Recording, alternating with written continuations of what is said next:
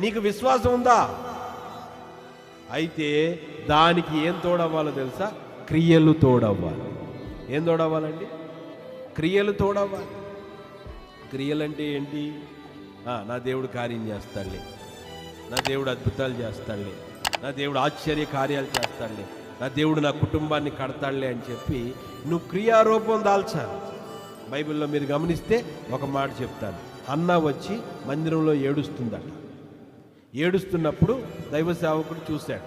ఎందుకమ్మా ఏడుస్తున్నావు? తాగుబోతోళ్ళు ఏడ్చినట్టుగా ఏడుస్తున్నావు ఏంటమ్మా అంటే, అయ్యా నాకు ఒక కొడుకు కావాలయ్యా, అందరూ నన్ను గొడ్రాలంటున్నారయ్యా అని చెప్పింది తన బాధ.